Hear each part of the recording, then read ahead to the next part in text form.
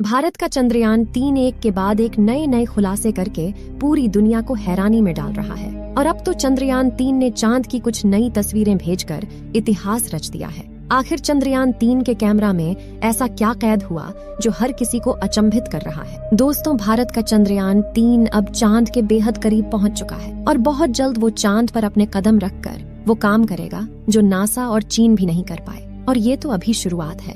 ऐसे कई काम है जिन्हें चंद्रयान 3 बहुत जल्द अंजाम देकर इसरो को नंबर 1 बना देगा। आइए दोस्तों, आज के इस वीडियो में आपको वो सब कुछ बताते हैं जो हमारे चंद्रयान 3 ने अपनी आंखों से चांद पर देखा है, और इसरो को जो रहस्यमयी तस्वीरें भेजी उनका भी पर्दाफाश करेंगे कि आखिर उन तस्वीरों में क्या छिपा है। दोस्तों, हमारे चंद्रयान 3 के नए के अपडेट के लिए हमारे चैनल को सब्सक्राइब जरूर करें।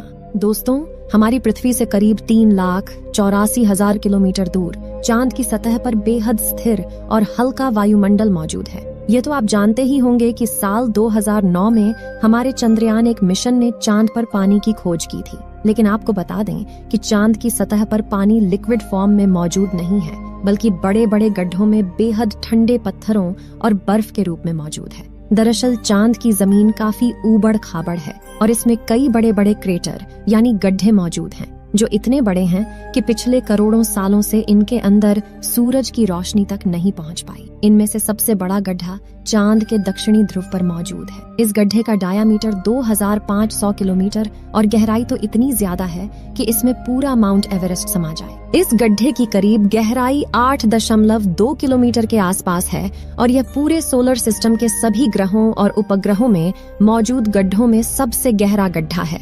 वैज्ञानिकों का मानना है कि चांद की धरती में पानी छुपा हो सकता है। इसके अलावा वहां पर hydrogen, sodium, ammonia, mercury, methane और सिल्वर जैसे मूल्यवान संसाधनों का खजाना भी मौजूद हो सकता है, जिसकी खोज करने के लिए ही चंद्रमा पर चंद्रयान 3 मिशन को भेजा गया है।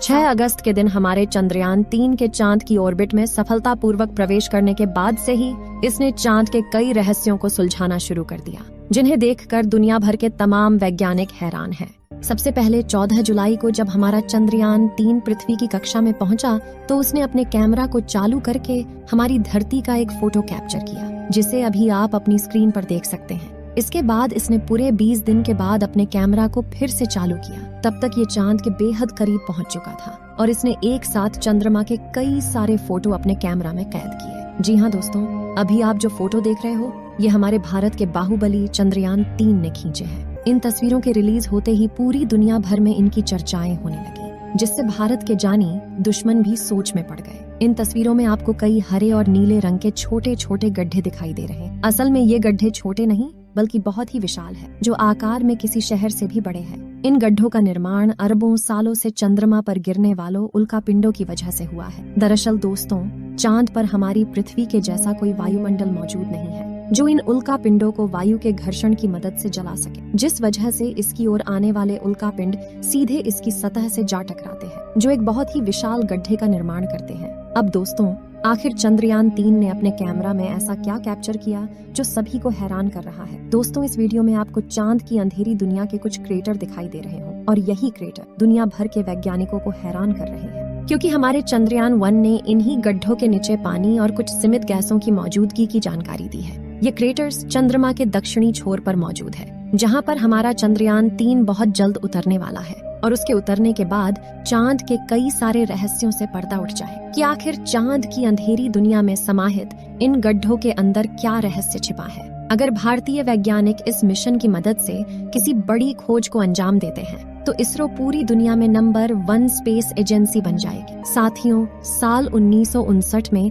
रूस के स्पेसक्राफ्ट ने पहली बार चांद पर लैंडिंग की थी, जिसके बाद अमेरिका ने भी कई मून मिशन किए। और 20 जुलाई 1969 को नासा के अपोलो 11 मिशन के दौरान एस्ट्रोनॉट नील आर्मस्ट्रांग और बज एल्ड्रिन ने चांद पर पहली बार कदम रखा था, जिसके बाद नासा ने कई मून मिशन किए और अपने कुल 12 एस्ट्रोनॉट्स को चांद पर भेजा।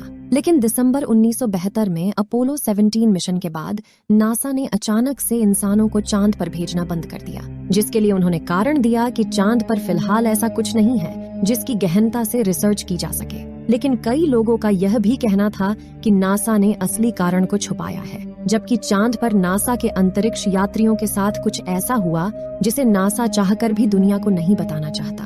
नासा के द्वारा भेजे गए इन 12 में से कई अंतरिक्ष यात्रियों ने चांद पर कुछ अजीब घटनाएं महसूस की, तो कुछ ने चांद पर बनी अजीब ब्रिज और एंटीना जैसी संरचना को भी देखने का दावा किया था। वहीं चांद की खोज में वैज्ञानिकों को एक सैटेलाइट जैसी संरचना भी दिखी थी और वैज्ञानिकों के मुताबिक इसका चांद पर बनना कोई इत्तेफाक नहीं है। हालांकि नासा ने कभी इस बात पर ऑफिशियल बयान नहीं दिया था, लेकिन नासा के रिटायर्ड वैज्ञानिकों ने कई बार यह कबूला कि चांद पर एलियन का बसेरा हो सकता है। यहाँ तक कि चांद पर पहला कदम रखने वाले एस्ट्रोनॉट नील आर्मस्ट्रांग ने भी एक इंटरव्यू में कहा था कि चांद पर उस वक्त हम लोग अकेले नहीं थे, बल्कि कोई और भी मौजूद था जो हमें देख रहे थे। लेकिन आखिर कौन चांद की उस अंधेरी दुनिया में अपनी जिंदगी गुजार रहा है, इस बात की खबर आज तक किसी को नहीं है। फिलहाल यहाँ सबसे ज्यादा गौर करने वाली बात यह है कि ये सभी मिशन चांद के उत्तरी ध्रुव पर किए गए थे, जहाँ पर लैंडिंग करना चांद के दक्षिणी ध्रुव के मुकाबले काफी ज्यादा आसान माना जाता है। लेकिन साल 2019 में भारत के चंद्रयान 2 ने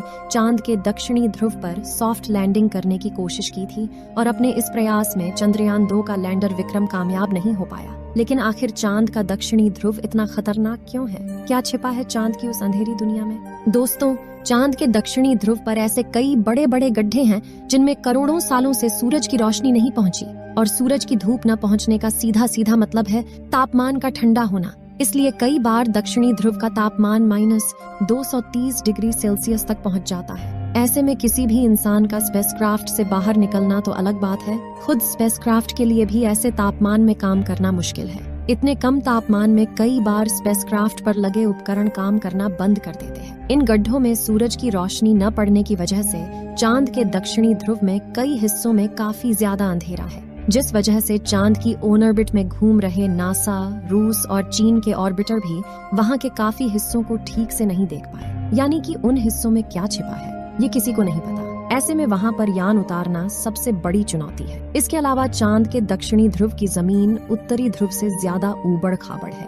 वहीं यहाँ पर कुछ मीटर से लेकर 2500 किलोमीटर तक के बड़े बड़े गड्ढे मौजूद हैं। धरती से चांद के दक्षिणी छोर की दूरी काफी ज्यादा होने की वजह से यान से डीप स्पेस कम्युनिकेशन बनाए रखना काफी मुश्किल होता है, क्योंकि इतनी दूरी पर रेडियो सिग्नल कमजोर हो जाते हैं और एंटीना से बहुत ज्यादा बैकग्राउंड नॉइज आता है। साथ ही अपनी कक्षीय गति यानी कि ऑर्बिटल मोशन की वजह से चांद लगातार अपनी पोजीशन बदलता रहता है। ऐसे में तय की गई लैंडिंग साइट पर पहुंचने के लिए लैंडर को भी उसी अनुसार अपनी गति बदलनी पड़ती है। इसके अलावा चांद पर पृथ्वी से कम ग्रेविटी और बहुत महीन वातावरण है, इसलिए यान के नीचे उतरते वक्त उस पर किसी भी प्रकार का एयर फ्रिक्शन नहीं लगेगा। इसलिए चंद्रयान 3 को अपने ऊपर लगे बूस्टर्स का भरपूर यूज करना पड़ेगा।